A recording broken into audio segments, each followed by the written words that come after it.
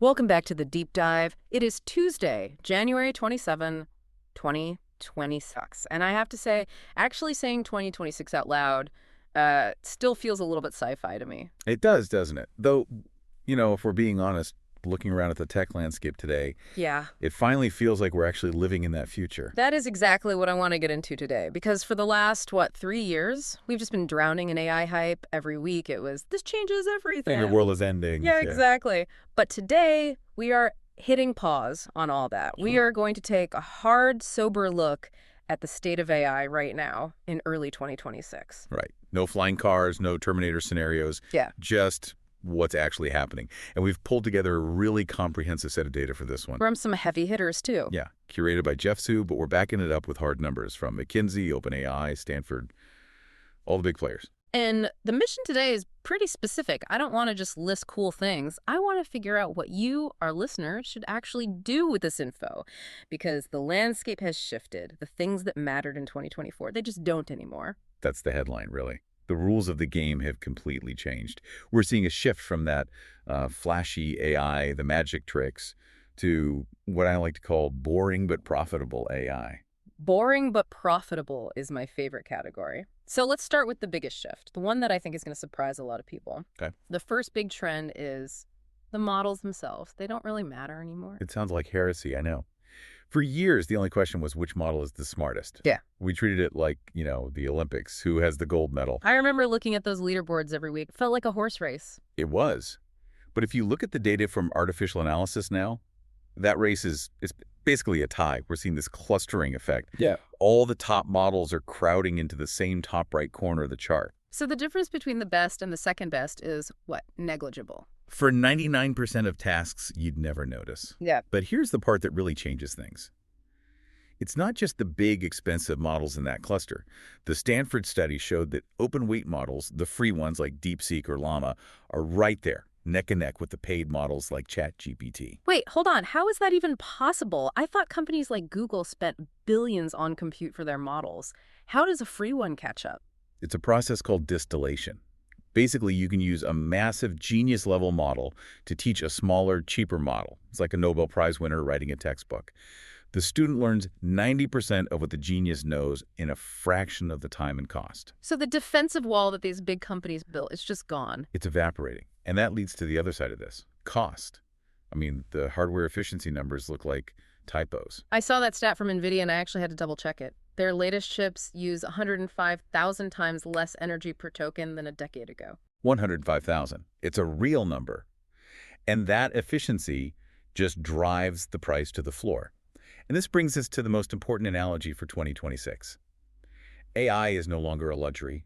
It's electricity. Electricity? Think about it. Do you walk into your office and ask, is this the smartest electricity available? No.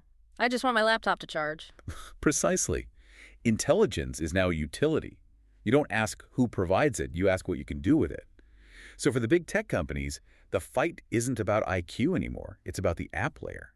Who can integrate that electricity into your house the best? This explains why Google is shoving Gemini into literally everything. Right. OpenAI has the mind share, but Google has the distribution. It's already in your Docs, your Gmail. Yeah. And then you have Anthropic, who went for the specialists, the developers and enterprise teams. So for you listening, the takeaway here is kind of a relief. You can stop having FOMO about the models. Please, just stop stressing about the benchmarks. If you live in Google Workspace, just use Gemini. Not because it's the smartest, but because it can read your Google Docs without you having to copy-paste everything. The best AI is the one with the light friction. Which is the perfect bridge to our next topic. If the intelligence is cheap, the value has to move somewhere else. And apparently, 2026 isn't the year of the AI agent. It's the year of the workflow. This is such a critical distinction. I think this is where a lot of businesses are losing money right now. We all fell for the agent hype, right? Oh, I'm so guilty of that. I wanted the magic button. Just run my marketing and walk away. We all did. But the reality gap is, well, it's harsh. McKinsey's data shows less than 10% of organizations are actually scaling true autonomous agents. They just aren't reliable enough. Andrej Karpathy had a great point on this. He said, calling everything an agent just sets us up for failure. It implies an autonomy that isn't there yet. Exactly. But while agents are struggling, workflows are exploding. OpenAI says 20% of enterprise use is already in these workflow tools. We call it agent light. Agent light. Okay, let's make that concrete because workflow is one of those buzzwords that makes my eyes glaze over. Fair enough. Think of it as being a conductor instead of spectator. Yeah. You break a job into steps, the AI handles the grunt work, and you handle the judgment. Give me an example. Okay, a newsletter. The agent fantasy is write my newsletter and you hit send. The result will be garbage. Right. The agent light workflow is: Step 1, a prompt that scans the web and summarizes the top 5 news stories.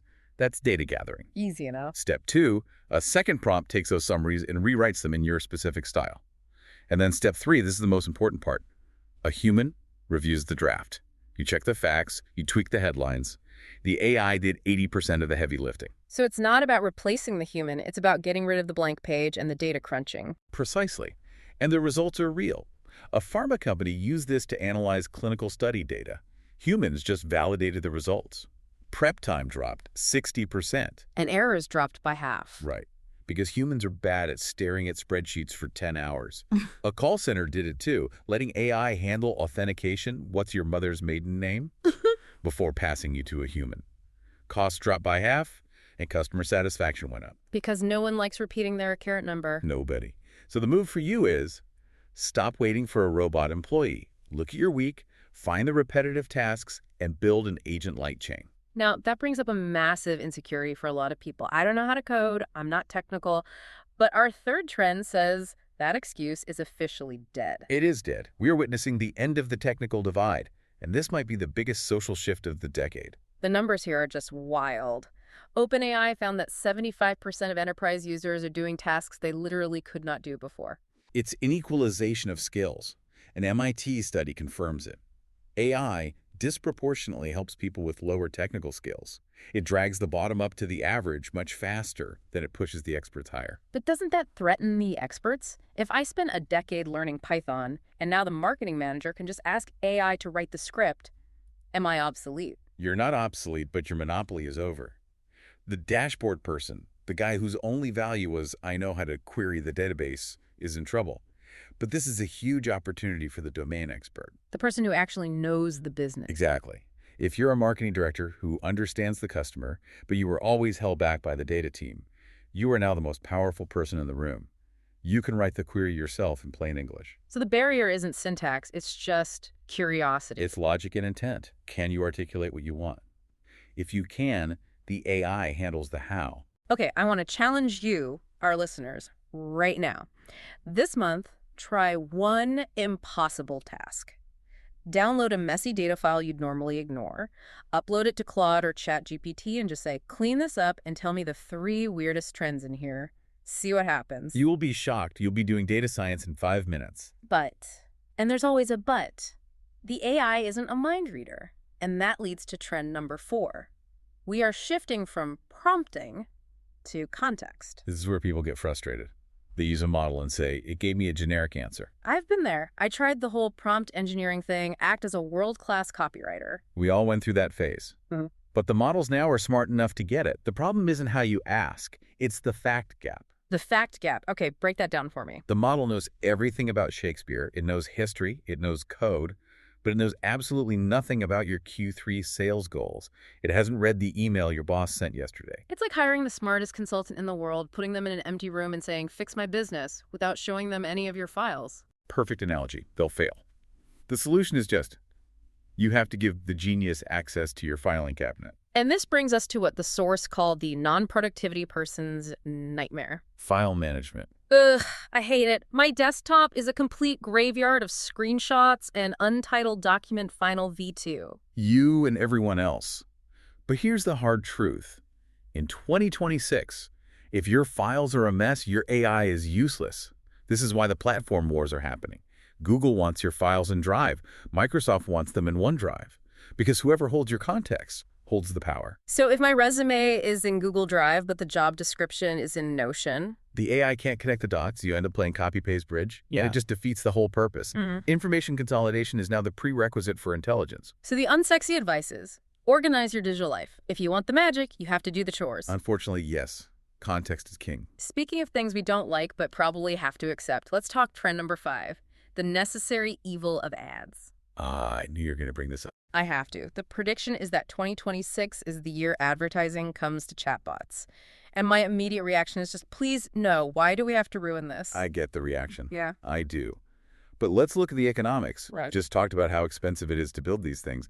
If there's no ad model, then the best AI will always be behind a $20 or $50 a month paywall. Which creates a wealth gap in intelligence. The rich get the smart tutor, the poor get the old version. Exactly. Advertising subsidizes access.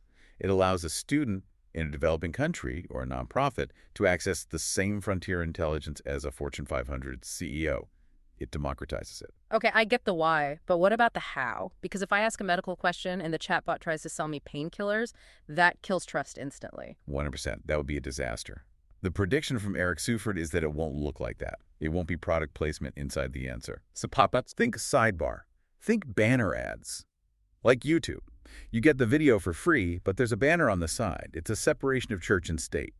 The AI gives you the unbiased answer, and the ad sits next to it.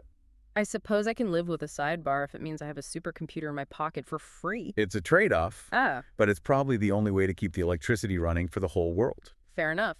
Okay, for our final trend, we are stepping out of the screen.